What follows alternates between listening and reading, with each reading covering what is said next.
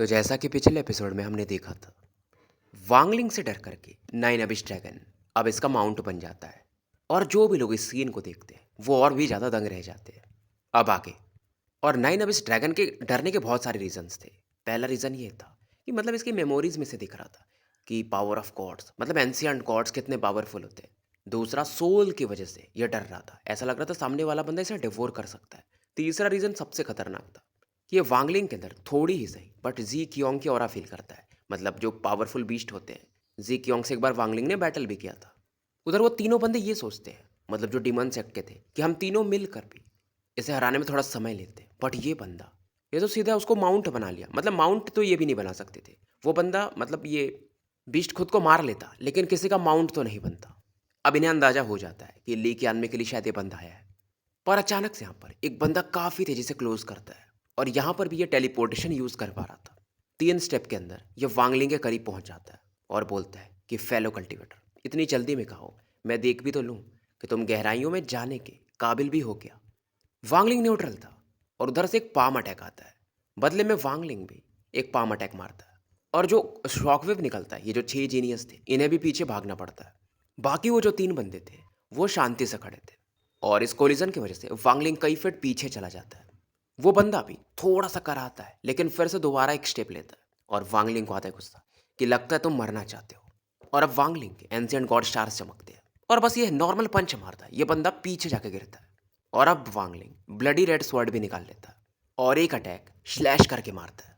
But जो बंदा पीछे हट रहा था वो भी, उसके पास एक टॉर्टॉइस सेल था, तो उससे ये ब्लॉक करने को देखता है, लेकिन टॉर्टॉइस सेल तुरंत ही क्रैक कर जाता है और वांगलिंग का अटैक आगे बढ़ता है।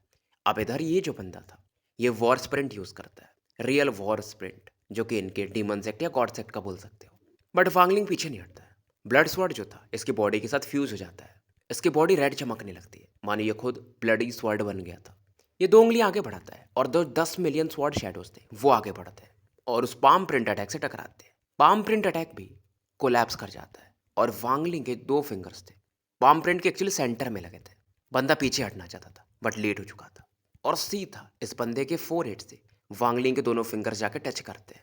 अब ये बंदा काफ़ी पीछे जाके गिरता है, स्पेशल क्रैक के बाहर, और खून की उल्टी करने लगता है। बट वांगलिंग अब मानता नहीं है, ये उस बंदे का पीछा करता है, मतलब इसे निपटा ही देना चाहता था। अब ये बंदा बोलता है फेलो कल्टीवेटर, मुझसे गलती हो गई। बाकी ये जो 3 बंदे थे इसको एल्डर बोल के बुला रहे थे, ग्रीटिंग्स एल्डर। और ये बंदा बोलता है कि मैं आपका मैच नहीं हूँ, मैं आपके अगेंस्ट नहीं हूँ, खास करके आपका वो ब्लड स्वॉर्ड वो बहुत स्ट्रांग है। उधर नाइन अबिश ड्रैगन वो भागता नहीं है, मतलब वो काफ़ी ज़्यादा डर चुका था। और फिलहाल ये बताते हैं कि शायद आप ली क्यान में के लिए आए हो, और एक वांगलिंग को मैप देते हैं। पर जाने से पहले वांगलिंग भी ओल्ड मैन से कहता है कि क्लोज डोर कल्टीवेशन में चले जाओ और 3 दिनों तक अपने डाउ इंटेंट को यूज़ मत करना, माइंड को भी ज़्यादा फोकस मत करना। तीसरे दिन के 5वें घंटे में तुम्हारा डाउ इंटेंट कोलैप्स कर जाएगा। अगर तुम उसे बर्दाश्त कर ली तो तुम्हें कोई नुकसान नहीं होगा। इतना बोलने के बाद वांगलिंग अंदर चला जाता है स्पेशल क्रैक के, और आगे निकल जाता है। ओल्ड मैन को अब समझ में आता है कि ये बंदा डाउ स्पेल यूज़ कर रहा था। मतलब नॉर्मल स्पेल अलग होते हैं भाई, डाउ स्पेल मतलब खतरनाक चीज़। और इस बंदे को अब लगता है कि शायद ये बंदा ली कियानमे को बचा सकता है, जबकि ये बंदा हेवेंस ब्लाइट के 2nd लेवल पे था, फिर भी कॉन्फिडेंट नहीं था वांगलिंग को हराने में। और एक चीज़ इसने फील कर लिया था कि वांगलिंग के बॉडी में सील है, अगर उसे वो रिलीज़ कर दिया तब तो छोड़ ही दो। फिलहाल जो भी लोग यहाँ पर थे वो, उन्हें एक चीज़ तो हमेशा याद रह गया, सफ़ेद बालू वाला बंदा, सफ़ेद कपड़े। कहा यह भी जाता है कि जो भी स्पेशल क्रैक में एंटर करते हैं, मान लो 100 लोग एंटर कर रहे हैं, तो शायद 3 लोग भी वापस आ जाए तो बहुत बड़ी बात है। और अली कियान में क्योंकि उसने कुछ रूल्स तोड़े थे तो इन्होंने अंदर उसे भेज दिया था, और उसे भी जाना था। और अगर वो बच गई तो बड़ी बात है, मतलब बहुत सारी चीज़ें पता चलेंगी, नहीं तो फिर जैसा हमेशा सबके साथ होता है। नाइन अबिश ड्रैगन काफ़ी तेज़ी से मूव कर रहा था। ये जो वर्ल्ड था पूरा डार्क था, और वांगलिंग जुरान सोच रहा था कि अगर वो ब्लडी लाइट नहीं आता, मतलब जब ये हेवन डिफाइंग बीड के अंदर था, तो शायद इसका सोल हमेशा हेवन डिफाइंग बीड के अंदर रह जाता, फिर समय के साथ शायद गायब भी हो जाता। और उसी समय वांगलिंग ने ड्रीम डाओ को सीखा था, एक तीसरा स्पेल बनाया था अपना, संडर्ड नाइट और फ्लोइंग टाइम के बाद, जो कि डाओ स्पेल है, फर्स्ट डाओ स्पेल। वांगलिंग आगे बढ़ रहा था, इधर बहुत सारे बीस्ट आसपास इकट्ठा होने लगे थे। फिलहाल वांगलिंग अपने पाम पर गोल्डन लाइट को इकट्ठा करता है ताकि आगे की चीज़ों को देख पाए, तो बीस्ट और भी ज़्यादा रोर मारने लगते हैं। बट ये लाइट को वांगलिंग ज़्यादा देर तक रख नहीं सकता था क्योंकि इसमें ऑरा लगती है, तो फिर से डार्कनेस हो जाता है। और नाइन अबिश ड्रैगन की वजह से आसपास ज़्यादा बीस्ट आते नहीं थे, क्योंकि ये भी एक प्रकार का किंग बीस्ट है। धीरे धीरे ये स्पेशल क्रैक के काफी अंदर पहुंच चुके थे और वांगलिंग का एक्सप्रेशन धीरे धीरे सीरियस होता है। ज्यादा नहीं, बस आगे में 1000 फीट तक देख पा रहा था, लेकिन इसे थोड़ा सा अलग लगता है। मतलब इस वर्ल्ड का कलर चेंज हो रहा था। पहले ये ब्लैक था, लेकिन अब धीरे धीरे पर्पल हो रहा था। नाइन अबिश ड्रैगन भी थोड़ा स्लो हो जाता है। मतलब पर्पल वर्ल्ड मानो इसे भी टेरिफाई कर रहा हो। और नाइन अबिश ड्रैगन इधर आता भी नहीं। बट ये जो जेड था, इसमें पर्पल रियल्म के बारे में थोड़ा डिस्क्रिप्शन था। मतलब रास्ते का अंत शायद इधर ही कहीं होता है। वांगलिंग आंखें बंद करके था और यहाँ पर कुछ स्पेल्स की हो ये फील करता है। कुछ समय पहले ही मानो इसी जगह पर किसी ने स्पेल यूज़ किया होगा। और इसे अंदाजा होता है कि शायद ये ली कियान ने यूज़ किया था, क्योंकि ये बीस्ट के स्पेल्स नहीं थे, ये कल्टीवेटर के स्पेल्स थे। अब वांगलिंग अपने थर्ड आई को टच करता है, तो इस दौरान इसका ओरिजिन सोल ट्रेम्बल करता है। तो स्पेल्स जो आसपास थे उसे और अच्छे से फील कर सकता था। और इस समय ये यूज़ करता है टेक्निक फ्लोइंग टाइम रिवर्स। मतलब समय में पीछे जाता है कि यहाँ पर क्या हुआ था ये देख पाएगा। और इसे फाइनली यहाँ पर एक वुमेन दिखती है सफ़ेद कपड़ों में। इसका चेहरा काफ़ी पेल हो चुका था और कपड़ों पर खून सने हुए थे। उसके हाथों में एक तलवार थी और एक गोल्डन पेन था। और ये आगे बढ़ रही थी, मतलब एकदम हड्डी के समान वो दिख रही थी। और एक विप लाइक शेडो, मतलब रेसे के समान एक शेडो इसके ऊपर बढ़ रहा था आगे। और वुमेन इस लॉन्ग स्वर्ड से उसे काउंटर कर रही थी। बट इस दौरान कोलिजन के दौरान वो खून की उल्टी करती है और काफ़ी अंदर चली जाती है। शेडो इसका पीछा करता है। वुमेन पहले से काफ़ी बदल चुकी थी, पतली हो चुकी थी, लेकिन फिर भी वांगलिंग पहचान जाता है। तो वांगलिंग को और ज़्यादा चुभता है। और अबिश ड्रैगन अब इसकी वजह से और तेज़ी से मूव करता है। लेकिन अंदर जाते जाते अबिश ड्रैगन डर रहा था कि इसका सोल ही ना कोलैप्स कर जाए।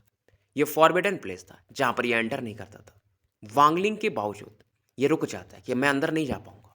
मतलब एक कोल्ड ऑरा इस पर्पल वर्ल्ड में ये फील कर रहा था। इधर वांगलिंग ली के अनमे के सोल जेड को निकालता है, जिसमें क्रैक और बड़ा हो जाता है। मतलब उसका सोल काफ़ी वीक हो चुका होगा, लगभग खत्म होने की कगार पे। फिलहाल ये नाइन अविश ड्रैगन को इग्नोर करता है, उतर जाता है और आगे खुद बढ़ता है। और जैसे वांगलिंग उतरता है, अब यहाँ पर जो पर्पल वर्ल्ड में बीस्ट थे इसकी तरफ चार्ज करते हैं। एक बीस्ट जिसकी बॉडी थोड़ी थोड़ी कछुए के समान थी।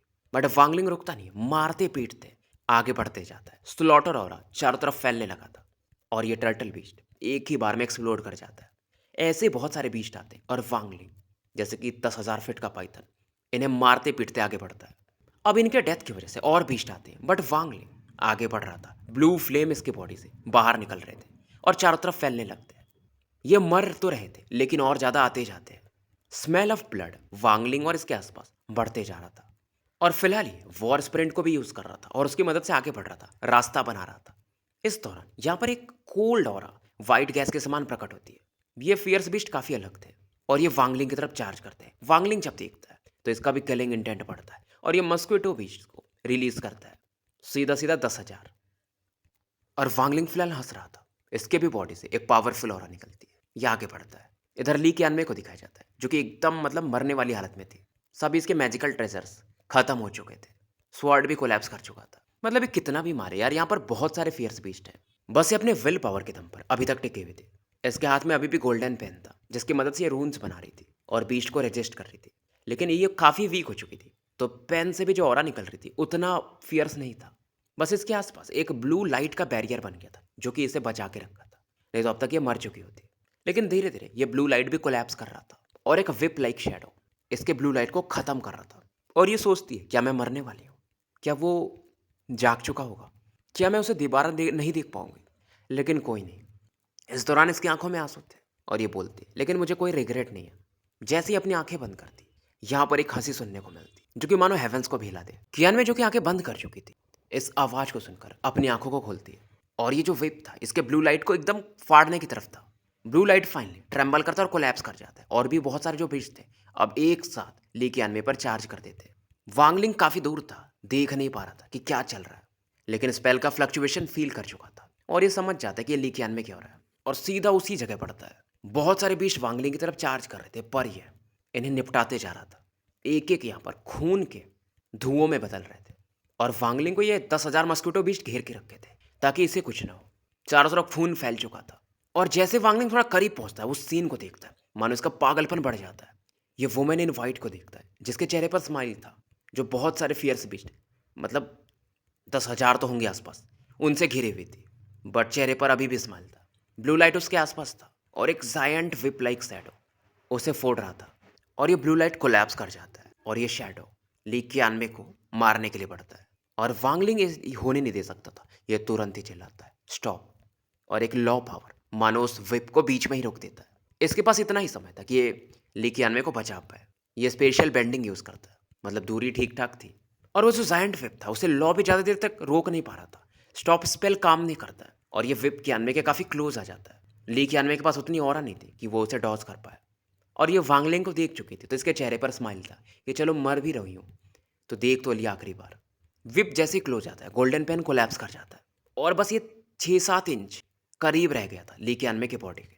पर तभी एक और इस विप को हाथों में पकड़ लेती है, मतलब वांगलिंग स्पेस से बाहर निकलता है। पर वांगलिंग इस फोर्स को संभालने की वजह से मतलब अधमरा सा हो जाता है, मतलब काफ़ी पेन होता है और वांगलिंग खून के उल्टे करता है। बट वो एक कदम पीछे नहीं लेता क्योंकि उसे ली कियानवे को बचाना था। पूरी लाइफ में वांगलिंग ऐसा मतलब 2 बार किया था, ये दूसरी बार था। एक बार वानिर के लिए जब वो हेवेंस के जो मैसेंजर्स होते हैं यानी जो प्राणों को लेने आते हैं उनसे फाइट किया था। अब वांगलिंग को आता है गुस्सा, इसके एंशिएंट गॉड स्टार्स चमकते हैं और इसका एंशिएंट गॉड का फैंटम बनता है और एक ही चीज़ बोलता है, मुझे नहीं पता तुम कौन हो लेकिन तुम इस वुमेन की लाइफ ले नहीं सकती। ली कियान में से थैंक्स बोलती है और फिलहाल ये सो जाती है, मतलब बेहोश हो जाती है। और वांगलिंग इसे अपने एक पाम पर उठा लेता है क्योंकि फिलहाल ये एंशिएंट गॉड वाले फॉर्म में था। लेकिन धीरे धीरे उसकी जो लाइफ ऑरा थी वो डेथ ऑरा में बदल रही थी। उसका सोल काफ़ी वीक हो चुका था। बट वांगलिंग ऐसा होने नहीं दे सकता था। 1000 साल पहले इसके हाथों में एक लेडी मर चुकी थी, मतलब अधमरी तो हो ही चुकी थी और ये दोबारा नहीं होने दे सकता था। तो फिलहाल ये फ्लोइंग टाइम यूज़ करता है ताकि ली कियानवे को समय की मतलब कंट्रोल से बचा पाए। तो फिलहाल इसकी जो डेथ हो रही थी काफ़ी स्लो हो जाती है और वांगलिंग फ्लोइंग टाइम को रोक नहीं सकता था, नहीं तो ये तुरंत मर जाएगी। तो एक हाथ से ये अपनी ओरिजिन एनर्जी को यूज़ कर रहा था फ्लोइंग टाइम को एक्टिवेट रखने में और ली कियानवे को बचाने में, और दूसरे हाथ से बैटल कर रहा था। और फिलहाल ये वो सील खोल देता है जो इसने मतलब लंबे समय से 7 कलर्ड रियल में सील करके रखा था। और फिलहाल 2000 सालों में सबसे स्ट्रॉन्गेस्ट वांगलिंग की ओरा यहाँ पर रिलीज होती है। और क्योंकि ली कैनवे ने इसके लिए इतना कुछ किया था 10 सालों में, तो उतना तो पे बैक करना ही पड़ेगा। वांगलिंग के आसपास वॉर्टेक्स बनता है। आसपास जो भी बीस्ट थे जो कि किंग बीस्ट की श्रेणी में आते हैं वो भी डरने लगते हैं और जो 2 रेशे के समान विप आ रहे थे थोड़े समय के लिए वो भी रुक जाते हैं, लेकिन फिर भी वांगलिंग पर चार्ज करते हैं। और इस पावर की वजह से जो वांगलिंग के बॉडी में अभी रिलीज हुआ था सील खोलने की वजह से इसकी ऑरा बढ़ना शुरू होती है। निर्वाणा शैटरल स्टेज अर्ली फेज धीरे धीरे पढ़ते पढ़ते मतलब वांगलिंग दहाड़ भी मार रहा था, ऐसा दहाड़ जो कि थंडर को भी सरपास कर जाए। ये निर्वाणा शैटरर मिड फेज में पहुंच जाता है और आसपास बस स्लॉटर और ही स्लॉटर और देखने को मिलती है। किलिंग छोटी बात होती है, स्लॉटर मतलब एक बार में तबाही मचा देना। इतना खतरनाक लेवल का स्लॉटर आज तक नहीं हुआ था। मतलब इसकी दहाड़ की वजह से कई हजार या समझ लो सैकड़ों में बीस्ट मर जाते हैं और बहुत सारे किंग बीस्ट तो दूर भाग जाते हैं। लेकिन अब क्योंकि वांगलिंग निर्वाणा शैटरर में पहुंचा था और ये हेवन डिफाइन कल्टिवेटर है, तो एक चीज़ और है, डिवाइन रेट्रीब्यूशन भी आएगा जो कि पहले से ज़्यादा स्ट्रॉन्गर होगा। वांगलिंग की आंखें स्लॉटर गॉड के समान थी। ब्लड स्वॉर्ड को यह बाहर निकालता है और स्वॉर्ड के एकदम टिप पर, एकदम जो आगे वाला पार्ट होता है वहां पर एक डार्क गोल्ड ब्लड को देखा जा सकता था। और फिलहाल ये कॉल द विंड को यूज करता है जो इसके आसपास घूम रहे थे 8 ड्रैगन्स। और जैसे जैसे आगे बढ़ता है जो भी फियर्स बीच थे वो अपने आप मरते जाते हैं। ब्लड स्वॉर्ड आगे बढ़ रहा था जिसमें वांगलिंग का डिवाइन सेंस था और इन्हें काटते हुए जाता है। और ब्लड स्वॉर्ड मानो एक्साइटेड था और इनके मानो ब्लड को डिवोर कर जा रहा था और खुद भी काफी शार्प होते जाता है। मॉस्किटो बिस्ट को फर्क नहीं पड़ता, वो मर भी रहे थे लेकिन बैटल कर रहे थे। वांगलिंग का सफेद कपड़ा समय के साथ लाल हो चुका था। वांगलिंग का एक ही मकसद था कि ली कियानवे को यहाँ से निकाल के आउटर रियल में ले जाना पड़ेगा, चाहे टाउसेन हो तो भी क्या ही कर सकते हैं। क्योंकि ये इतना अंदाजा तो लगा चुका था कि ली कियानवे और डाओ मास्टर ब्लू ड्रीम का एक रिलेशन है और वही शायद इसे बचा सकते हैं क्योंकि उनका पावर लेवल अलग ही है।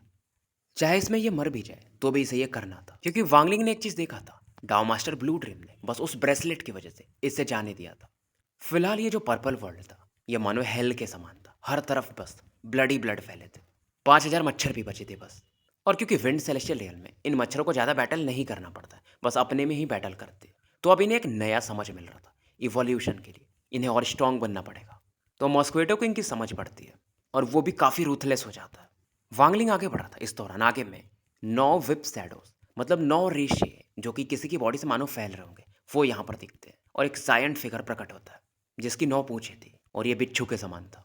ये इसका इल्यूजन था बट सामने में एक वुमेन प्रकट होती, मतलब इस वुमेन के पीछे में ये स्कॉर्पियन टैटू बनता है कि मेरे कंट्रोल में मतलब ये पर्पल ब्लड आता है और मैं एंशिएंट इंपीरियल कॉन्कोबाइन के लिए काम करती हूँ, तुम कौन हो। वांगलिंग इस लेडी को देखता है जो कि रैंक 13 के बीच थी और ह्यूमन के रूप में बदल सकती थी। मतलब थी ये फियर्स बीस्ट बट ह्यूमन का भी शेप ले सकती थी। और वो जो विप फैल रहा था, जो रेशे जो ली कियानमे पर अटैक किया था, वो इसी का था। और उसी की वजह से ली कियानमे इंजर्ड हुई थी। तो वांगलिंग का किलिंग इंटेंट 7वें आसमान पे पहुंच जाता है। इस लेडी का कल्टीवेशन हेवेंस ब्लाइट के सेकंड स्टेज में था। और वांगलिंग कुछ बोलता नहीं, सीधा इस पे चार्ज करता है। और ब्लडी स्वॉर्ड इसके हाथ में था, सीधा एक स्लैश अटैक मारता है। लेडी का एक्सप्रेशन बदलता है क्योंकि अभी ब्लड स्वॉर्ड की वजह से ये थोड़ा इंजर्ड हुई थी। ये पीछे भागती है, एक शैडो बनाती है ताकि इसे ब्लॉक कर सके। 9 विप्स इसके मतलब 9 टेल्स वांगलिंग की तरफ चार्ज करते हैं। वांगलिंग का एक्सप्रेशन और सीरियस होता है, ये रुकता नहीं है, आगे बढ़ते जाता है। ब्लडी स्वॉर्ड एक वर्टेक्स बना लेता है और 3 टेल्स को सीधा काट देता है, क्योंकि मानो ये तलवार इन्वेंसिबल हो। धीरे धीरे चौथा भी काट देता है और भी काटते जाता है, बस 2 ही बचते हैं। और वांगलिंग इस समय अपने एंशिएंट गॉड पावर और जो इसका कल्टीवेशन था, दोनों को यूज कर रहा था। और ब्लडी स्वॉर्ड आखिरी जो 2 विप्स थे उससे टकराते हैं, क्योंकि वांगलिंग का पावर अलग लेवल पे था। 6वां स्टार इसका शेप ले चुका था, 7वां स्टार भी थोड़ा थोड़ा बन रहा था उस समय जब ये एवरलास्टिंग सेक्ट गया था आखिरी बार। मतलब सच में अब इसे स्ट्रॉन्ग कहा जा सकता है, चाहे ये आउटर रियल में भी चला जाए तो ठीक ठाक बंदा रहेगा। और ये बोलता है कि तुम रैंक 13 के बीच हो, नॉर्मल हो, और तुम मेरा रास्ता रोकना चाहती हो। वुमेन काफी शॉक थी और ब्लड स्वॉर्ड को देखकर तो ज्यादा ही डरी हुई थी। ये जानती थी कि वांगलिंग इसे मार सकता है, और वांगलिंग तेजी से आगे बढ़ता है तो ये पीछे भागती है। इस बार एक डार्क विप निकालती है रेशे के समान। ये रियल था, ये शैडो नहीं था जिस पर कुछ कांटे भी बने हुए थे। और एकदम आखिरी में एक सिकल था, मतलब तलवार के समान छोटा सा। वांगलिंग भी चौंक जाता है, ये स्कॉर्पियन टेल था। जो बिच्छी का जो डंक होता है आखिरी में एक थोड़ा सा अलग से निकला होता है जिससे वो डंक मारती है। वांगलिंग ब्लड स्वॉर्ड को आगे निकालता है। ब्लड स्वॉर्ड मानो एक्साइटेड था और इसको भी काटने के लिए पड़ता है। और इस दौरान राइट हैंड तो ये यूज नहीं कर सकता था क्योंकि उस पर ली कैन में थी, तो आंखों से ही ये एक स्पेल बनाता है जो इसने मास्टर लूफू से सीखा था। आसपास की ओरिजिन एनर्जी को ये गैदर करता है, इकट्ठा करता है आंखों से लेफ्ट हैंड में। क्योंकि राइट हैंड को लेफ्ट हैंड पे आप फोकस करते हो तो वो तो ये एक हाथ से कर नहीं सकता, तो आंखों से फोकस करता है अपने लेफ्ट हैंड पर। आसपास की ऑरा इकट्ठा होने लगती है, एक सन टाइप ऑरा बनती है। वुमेन और डर जाती है। स्कॉर्पियन टेल को छोड़ के ये अब अपने ब्लड को यूज करती है, ब्लड कोलैप्स टेक्निक यूज करती है भागने के लिए। इसके कपड़े फट चुके थे और बर्फ के समान सफेद अंग बाहर दिखने लगते, क्योंकि मानो ये खुद बिच्छू के समान थी, तो बॉडी पर भी थोड़े थोड़े डंक जैसे बने हुए थे। बट ब्लड स्वॉर्ड आगे बढ़ते जाता है, इसके उस स्कॉर्पियन विप को भी काट देता है, एक्सप्लोड करवा देता है। ये समझ चुकी थी ये बच नहीं पाएगी, तो फाइनली चिल्लाती है कि मैं मून एंशिएंट इंपीरियल कॉन्कुबाइन के अंदर काम करती हूँ, अगर तुम मुझे मारे तो इंपीरियल कॉन्कुबाइन तुम्हारे पूरे क्लैन को खत्म कर देंगी। ये चीख रही थी और बोलती है, पर वांगलिंग और तेजी से पड़ता है और हंसता है कि मेरे क्लैन को क्या ही मारेगी, सभी लोग मर चुके हैं, मैं अकेला हूँ। तुमने इस वुमेन को मारा, मैं तुम्हें जाने तो नहीं दे सकता, तुम एक ट्रेजर में रिफाइन करूंगा ताकि तुम उस पेन को समझ सको। और वांगलिंग एक लेफ्ट हैंड अटैक इस पर मारता है। ब्लड मिस्ट कोलैप्स कर जाता है, लेकिन यहाँ पर ये लेडी नहीं दिखती है, एक ब्लैक स्कॉर्पियन दिखता है, मतलब ये अपने बीस्ट फॉर्म में आ जाती है 1 लाख फीट के, और एक चीख मारती है। इसके 9 पूंछें थी और सीधे ये वांगलिंग की तरफ नफरत से पड़ती है। 9 टेल्स भी इसके घूमते हैं और 2 आगे में क्लॉज रहते हैं, वो भी चार्ज करते हैं। वांगलिंग को आता है गुस्सा, ये एंशिएंट गॉड बॉडी को एक्टिवेट करता है, 10,000 फीट का हो जाता है। अब इसके स्टार्स को देखकर इसका डर और बढ़ जाता है कि तुम एंशिएंट गॉड हो, और ये लेफ्ट हैंड से एक पंच मारता है और स्कॉर्पियन काफी पीछे जाके गिरती है।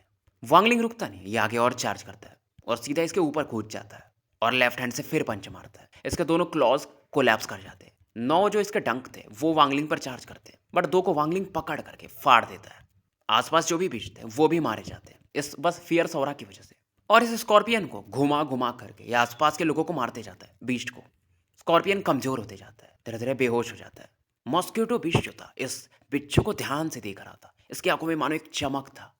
तो बिच्छू के बहुत सारे अंग को ये तोड़ चुका था, चारों तरफ ब्लड फैल जाता है। और मॉस्किटो किंग जब इस ब्लड को पीता है तो उसे मजा आता है, और स्कॉर्पियन बॉडी पे ये डंक मारता है, एक्साइटेड था और ब्लड चूसने लगता है। बाकी भी जो 5,000 मच्छर थे वो भी अपने डंक मारते हैं। मॉस्किटो बिशप के सामने क्या ही कर सकती थी, वैसे भी कमजोर हो चुकी थी। वांगलिंग भी जब ये देखता तो दंग रह जाता है। थोड़ी समय में इसकी हड्डियां बनने लगती है। मॉस्किटो बिश इसका जो भी डाउ का समझ था उसे डिवोर कर जाते हैं। मॉस्किटो बिश का कल्टीवेशन लेवल बढ़ता है, मतलब मॉस्किटो किंग का खास करके, बाकी को भी। और इस समय इन्हें मजा आता है तो आसपास के जो भी बिश थे ये उन पर धावा बोल देते हैं और सीधा खून चूस के खाली कर देते थे। फिलहाल मॉस्किटो का क्योंकि बिच्छू का कंकाल बचा था तो वांगलिंग ब्लू फ्लेम से जलाता है और 9 इसके जो टेल्स थे उन्हें ये फ्यूज करके अपने स्टोरेज स्पेस में रख लेता है। इसके हेड को एक्सप्लोड करवाता है जिसमें से एक ब्लैक कोर निकलता है, क्योंकि अगर रैंक 13 का बीस्ट ह्यूमन में बदलता है तो उसके 2 लाइफ्स होते हैं, मतलब उनका ओरिजिन सोल इसी कोर के अंदर होता है। और वांगलिंग उसे उठा लेता है और वांगलिंग इसके मेमोरीज को सर्च करता है, देखता है कि ये रैंक 7 की स्कॉर्पियन हुआ करती थी और एक वुमेन से गलती से मिल गई और वुमेन ने इस पर मार्क छोड़ दिया और उसने एक ही चीज़ कहा था कि तुम तो काफ़ी इंटेलिजेंट बीस्ट हो, मैं तुम्हें पर्पल ब्लड बुलाऊंगी, तुम मेरी अब से बीस्ट जनरल्स रहोगी और मुझे हील करने में मदद करोगी। वुमेन का फिगर तो वांगलिंग नहीं देख पाता है, क्लियर नहीं देख पाता है, और लेकिन इसके मेमोरी से इतना देख लेता है कि यहाँ पर टोटल 19 बीस्ट थे जो ह्यूमन में बदल सकते हैं। और क्रैक के बारे में इसे पता चलता है, इसका मानो अंत ही ना हो।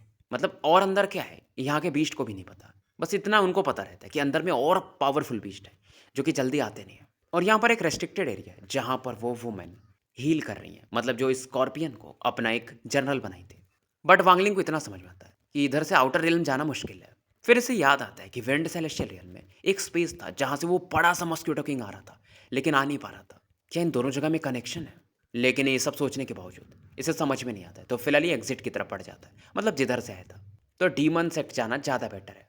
उसके बाद ये डाओ मास्टर ब्लू ड्रीम को यहाँ से कनेक्ट करने की कोशिश करेगा, मतलब आउटर रियल में जाने का दूसरा रास्ता। फिलहाल ये फ्लोइंग टाइम की मदद से ली कियानमे के लाइफ को बचा के रखा था। उधर नाइन एबिस ड्रैगन जहाँ पर वांगलिंग उसे छोड़ के गया था वो पहले ही भाग चुका था।